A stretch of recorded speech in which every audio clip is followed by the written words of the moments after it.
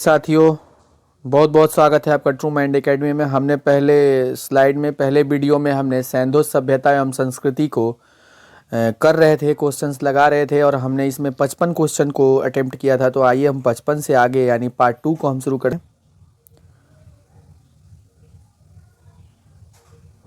सिंधु घाटी के लोग पूजा करते थे। सिंधु घाटी के लोग पूजा करते थे पशुपति के, इंद्र और वरुण के, ब्राह्मण की और वैष्णव की। तो यहाँ पे आप देखिएगा इसका सही आंसर हो जाएगा पशुपति के।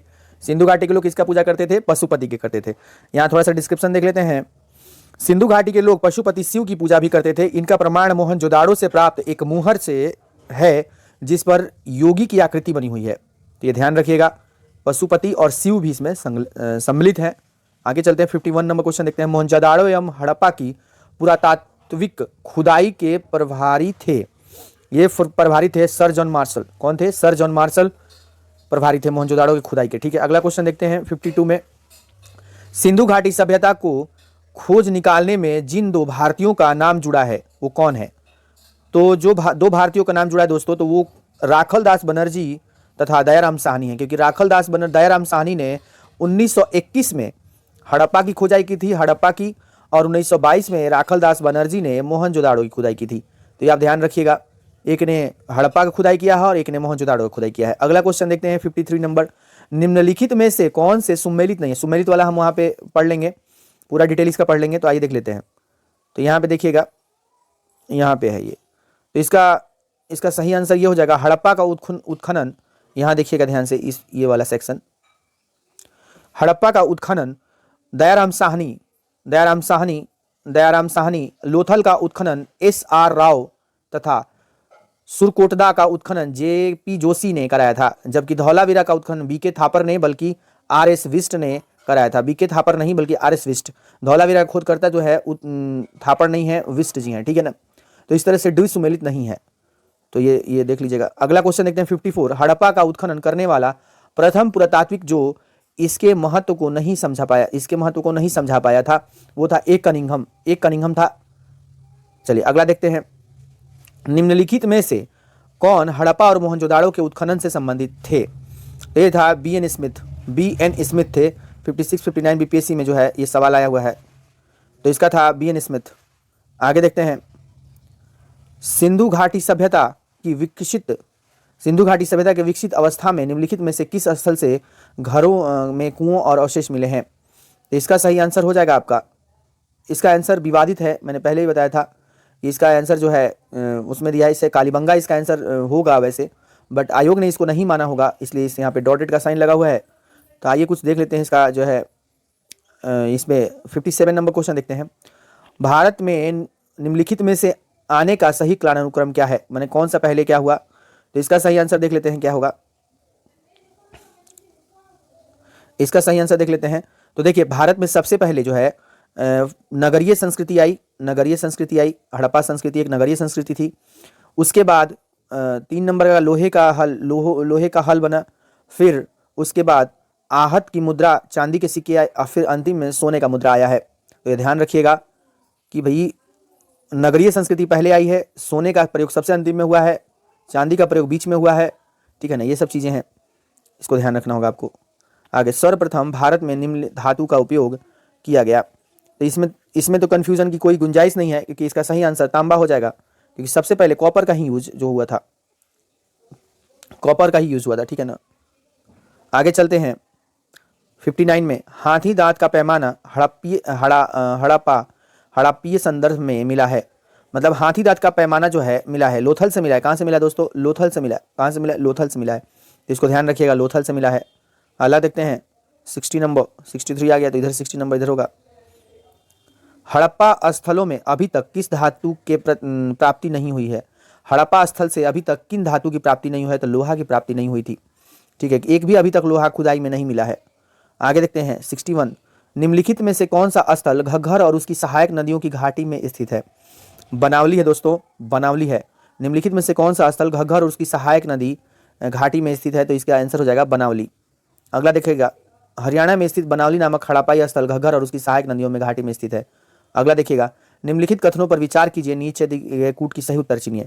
मोहनजोदाड़ो, हड़प्पा, रोपड़ और कालीबंगा सिंधु घाटी सभ्यता के प्रमुख स्थल है। बिल्कुल सही बात है। मोहनजोदाड़ो, हड़प्पा, रोपड़ और ये सारे जो हैं सिंधु घाटी का स्थल है। हड़प्पा के लोगों ने सड़कों तथा नालियों के जाल के साथ नियोजन शहरों का विकास किया था। बिल्कुल सही बात है। हड़प्पा में आप जाएंगे, आज भी जो है ड्रेनेज सिस्टम जो था ना हड़प्पा का, वो बहुत ही अच्छा था, बहुत ही मतलब डेवलप्ड था। और आज भी हम नाली बनाते हैं तो उसी तर्ज पे सड़क के किनारे नाली बनाते हैं, ठीक है ना। हड़प्पा के लिए धातु का उपयोग का पता नहीं था, पता था उन्हें, ठीक है। तो इसमें से कह रहा है विचार के नीचे कूट में कौन सा उत्तर चुनिए। तो इसमें जो है, इसमें सही उत्तर जो है एक और दो सही है। हड़प्पा के लिए धातु का उपयोग का पता नहीं था, पता था उन्हें, तो ये गलत हो जाएगा और ये दोनों सही हो जाएंगे, ठीक है ना। तो ये आप समझ गए होंगे आई थिंक कि इसका सही आंसर 1 और 2 हो जाएगा, क्योंकि ये दोनों बात सही है। ये भी बात सही है बट इसमें नहीं लगा है, देखिए यहाँ पे नहीं, बल्कि उन्हें धातु का नॉलेज था, तांबा का उपयोग करते थे वो। तो ये चीज़ ध्यान रखिएगा आप। आगे चलते हैं। हाँ, ये तो हो गया ना। आगे देखते हैं। मोहनजोदाड़ो तथा हड़प्पा नगर अब विलुप्त हो गया है, वह खुदाई के दौरान प्रकट हुए थे। मोहनजोदाड़ो और हड़प्पा नगर अब विलुप्त हो गया, वह खुदाई के दौरान प्रकट हुए थे। इसमें से सही कूट कौन सा पूछ रहा है, कौन सा सही है। तो इसका ए और आर दोनों सही हैं। आर ए का स्पष्टीकरण है, नहीं है, नहीं ए और आर दोनों सही है, किंतु आर सही स्पष्टीकरण नहीं है। इसका बी आंसर सही होगा, क्योंकि ये स्पष्टीकरण नहीं है इसका, ठीक है ना। आगे चलते हैं। 64 देखते हैं। हड़प्पा संस्कृति के संदर्भ में शैलकृत स्थापत्य के प्रमाण कहाँ से मिले हैं। धौलावीरा से मिला है दोस्तों, तो आप ध्यान रखिएगा, धौलावीरा से मिला है। शैलकृत स्थापत्य क्या होता है दोस्तों। शैलकृत मतलब कि जो बना हुआ है ना मूर्ति, वहाँ पे जो वो पत्थर के जो मूर्ति बने हुए हैं ना, शैलकृत स्थापत्य मतलब पत्थर के मूर्ति बना के वहाँ पे बनाया गया, स्टैचू बनाया गया है, तो उसको हम बोलते हैं शैलकृत स्थापत्य। तो ये धौलावीरा से मिला है। आपको धौलावीरा के बारे में एक फैक्ट और भी पता होगा कि धौलावीरा जो है ये गुजरात में है, ठीक है ना। तो ये भी ध्यान रखिएगा आप, धौलावीरा सब, ठीक है ना। चलिए आगे चलते हैं। 65 नंबर देखते हैं। धौलावीरा जिस राज्य में स्थित है, अभी मैंने आपको बताया कि धौलावीरा जो है गुजरात राज्य में स्थित है, ठीक है ना, गुजरात में स्थित है। कौन सा हड़प्पाई नगर 3 भागों में विभक्त है। लोथल, कालीबंगा और 2 ऑप्शन ऊपर होगा, लोथल, कालीबंगा, धौलावीरा और सुतका गेंडोर। तो ये दूसरा कोई नहीं, धौलावीरा ही है जो गुजरात में है, ठीक है ना। ये 3 भाग में विभक्त है। कितने भागों में, 3 भाग में विभक्त है, ठीक है ना। अगला देखते हैं। निम्नलिखित में से कौन से स्थल 3 नगरों में अब अवशेष प्राप्त हुए हैं। 3 नगरों से अवशेष प्राप्त हुए हैं, तो अभी हमने देखा धौलावीरा। ये क्वेश्चन प्रोमिनेंट है दोस्तों, बहुत बार देखो, इधर यूपी एआरओ में भी आया है, छत्तीसगढ़ पीसीएस में भी आया है, तो इसको ध्यान रखिएगा आप लोग। अगला देखते हैं 68। निम्नलिखित में से कौन सा प्राचीन नगर अपने उन्नत जल संचय और प्रबंधन प्रणाली के लिए प्रसिद्ध है, जहां बांधों की श्रृंखला का निर्माण किया गया था और संबंधित जलाशयों में नहर के माध्यम से जल को प्रवाहित किया जाता था। तो ये कोई और नहीं, धौलावीरा ही है जो गुजरात में स्थित है, ठीक है। तो आपको याद हो गया कि धौलावीरा गुजरात में स्थित है। मैं बार बार इसीलिए उसको बोल रहा हूँ ताकि आपको याद हो जाए ये चीज़। एक उन्नत जल प्रबंधन व्यवस्था का साक्ष्य प्राप्त हुआ है। अगेन फिर से वही आंसर होगा, धौलावीरा जो गुजरात में स्थित है, ठीक है ना दोस्तों। आगे चलते हैं 70 नंबर। देखिए हम लोग ये जो पढ़ रहे हैं ना, इसमें कोई ज्ञान की बातें नहीं है कि बहुत ज़्यादा आपको मैं ज्ञानी बना रहा हूँ या बहुत ज़्यादा, बस ये है कि हम लोग प्रैक्टिस के माध्यम से जो है चीज़ों को रिकॉल कर रहे हैं।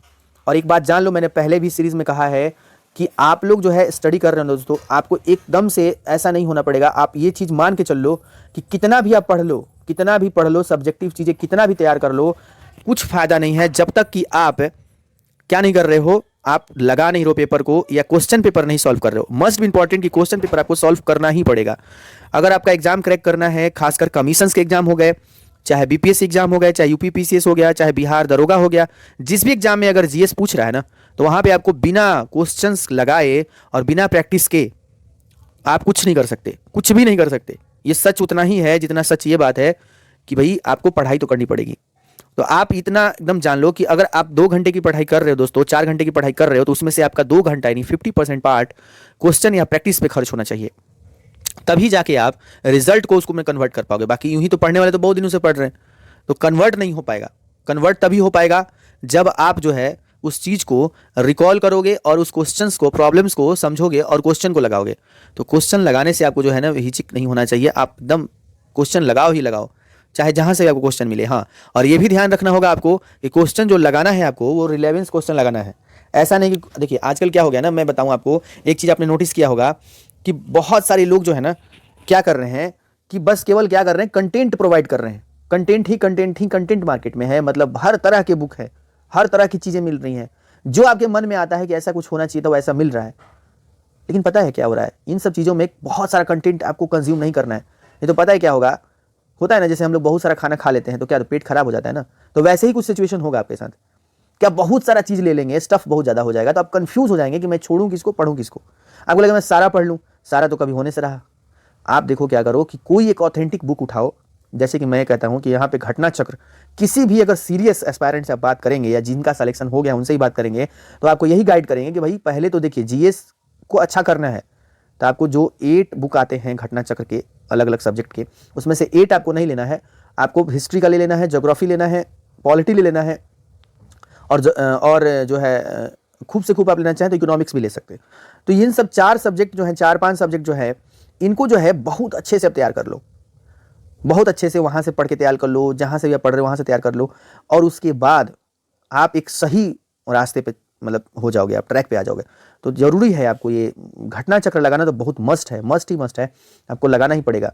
बाकी कोई बुक जो है इस तरह का नहीं बनाया गया, डिज़ाइन नहीं किया गया, क्योंकि इस बुक में क्या खास बात है कि सारे एग्जाम्स के क्वेश्चन जो हैं कंपाइलेशन में दिए हुए हैं, खासकर कमीशन लेवल के एग्जाम, जो पीसीएस लेवल के एग्जाम है, उन सभी के प्रश्न को एकदम कंपाइलेशन में दिया हुआ है, लेबल में दिया हुआ है, और सबको एक साथ जोड़ा हुआ है। तो आपको पता चल जाता है इससे कि क्वेश्चन किस तरह से अप्रोच करना है, और क्वेश्चन जो है किस तरह से एग्जाम में आता है, ठीक है ना। तो ये चीज़ आपको जो है बहुत इंपॉर्टेंट है, तो इस बुक को आपको लगाना ही पड़ेगा। चलिए खैर आगे चलते हैं। आप लोग जो लोग कर रहे होंगे वो जानते ही होंगे इसकी महत्वता क्या है। आगे चलते हैं हम, तो देखते हैं निम्नलिखित में से किस स्थल में द्विसीयु संस्कार डबल वरियल का प्रमाण मिला है। इसका भी आंसर जो है वो है लोथल से सर्वाधिक, पढ़ लेते हैं थोड़ा सा। लोथल से सर्वाधिक साक्ष्य प्राप्त हुए हैं, कालीबंगा से भी ये युगल समाधिकरण और प्राप्त हुए हैं, संख्या के आधार पर किंतु प्रमाण के आधार पर माना जाता है। अगला देखते हैं, हड़प्पा स्थल सैलानी के अभी हाल ही में उत्खननों से प्राप्त हुआ है। ये मानव स्वधान हड़प्पा स्थल से सैलानी के अभी हाल ही में उत्खनन प्राप्त हुए हैं, मानव स्वधान है, ठीक है ना। मानव स्वधान किसको बोलते हैं, जो डेड बॉडी है उसको मानव स्वधान बोलते हैं, ठीक है ना। तो आगे चलते हैं, हड़प्पा सभ्यता का स्थल मांडी भारत के किस राज्य में स्थित है, तो उत्तर प्रदेश में है मांडी, ठीक है ना। अगला देखते हैं, वस्त्र के लिए कपास की खेती का आरंभ सबसे पहले किया गया था, तो कपास की खेती का आरंभ सबसे पहले भारत में ही किया गया था दोस्तों, तो ध्यान रखिएगा, इंपॉर्टेंट क्वेश्चन में से एक है। आगे चलते हैं, 73 के बाद 76 आ गया, तो इधर कुछ छूटा होगा हमारा। तो ये देखिए, निम्नलिखित में से कौन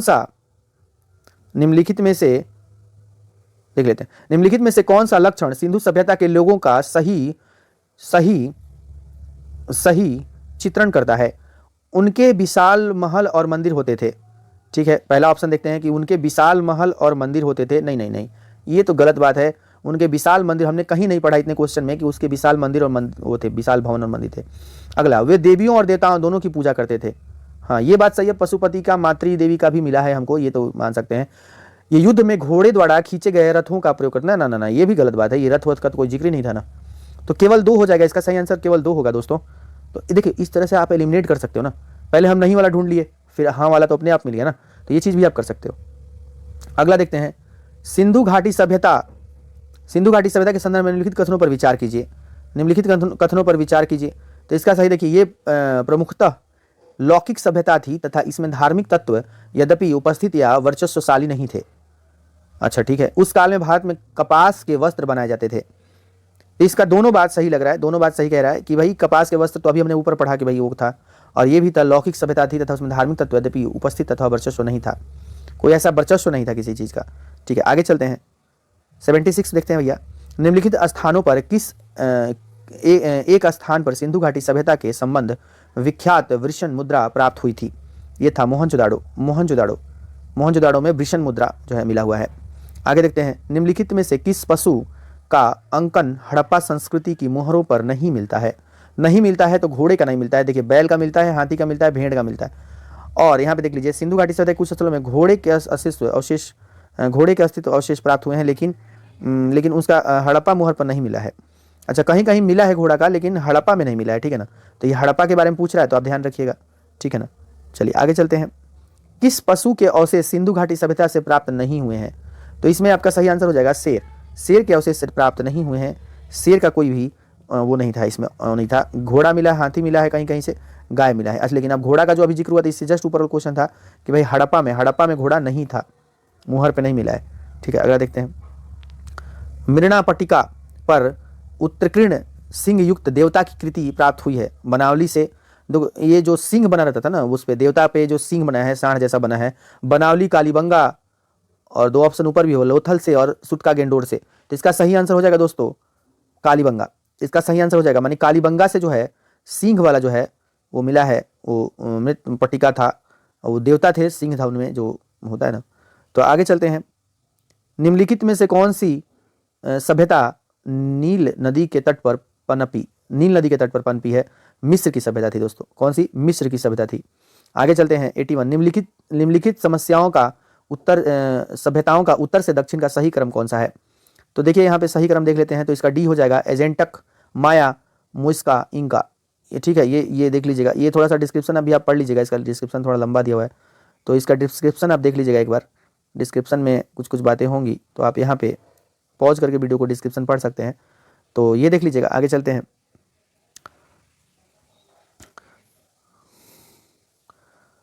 आगे चलते हैं। लेखन कला की उचित प्रणाली विकसित करने वाली सर्वप्रथम प्राचीन सभ्यता थी सुमेरियन सभ्यता थी। देखिए लेखन प्रणाली जो है ना विकसित डेवलप कहाँ हुआ है? सुमेरियन में हुआ है, सुमेरियन प्रणाली थी। ध्यान रखिएगा इस बात को, लेखन कला जो सबसे पहले आया है तो सुमेरियन प्रणाली में ही आया है, सुमेरियन सभ्यता में आया है।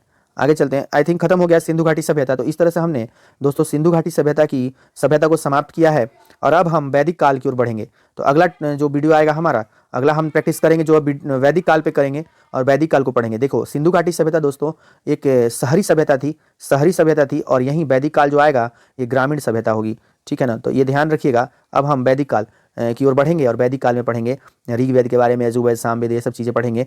तो क्वेश्चन लगाएंगे, क्वेश्चन के माध्यम से जितना हो सकता है। और अब मैं कोशिश करूंगा वैदिक काल में जब इंटर करूं तो थोड़ा बहुत आप लोग को जो है डिस्क्रिप्शन में जो पहले चैप्टर में लिखा हुआ है, जैसे ये सब सारी चीज़ें लिखी हुई हैं यहाँ पे आप देखेंगे, तो वैदिक काल के बारे में ऋग्वेद और ये सब अस्कनी और चनाब, ये सब चीज़ें मैं एक बार मैंने पढ़ दूँ, ताकि आपको यहाँ जब आप क्वेश्चन लगाएं तो थोड़ा आपको अच्छा फील हो। ठीक है ना, मैं ये कोशिश करूँगा। और जल्द ही हम जो है करेंट अफेयर्स का भी वीडियो लेके आ रहे हैं, करेंट अफेयर्स भी जोड़ रहे हैं इसमें, ताकि करेंट अफेयर्स से भी आप लोग का देखिए 17वीं बीपीएससी का एग्जाम है दोस्तों, और 17वीं बीपीएससी जो है और आपको अच्छे से देना है। और बिहार एसएससी भी है, बहुत सारे लोग का एग्जाम होगा, बिहार 10+2, तो 10+2 लेवल पे जो एग्जाम होने वाला है वो भी जल्द ही होगा। तो आप लोग जो है लगे रहिए, और देखिए क्वेश्चन लगाते रहिए, प्रैक्टिस करते रहिए। यही है आपके जीवन मतलब सफल होने का चांसेस। सफल आप तभी हो पाएंगे जब क्वेश्चंस आप लगाएंगे। और मैं इस बिहार इंटर बिहार एसएससी का जो है ना जो टेस्ट पेपर, उसको भी मैं कोशिश करूंगा लेके आने का, कि ताकि मैं आपको लेके आऊँ और उसको भी मैं कराऊँ आपको। ठीक है ना, तो इस तरह से आप लोग देखते रहिए चैनल को और प्यार बनाए रहिए। बहुत बहुत धन्यवाद, थैंक यू।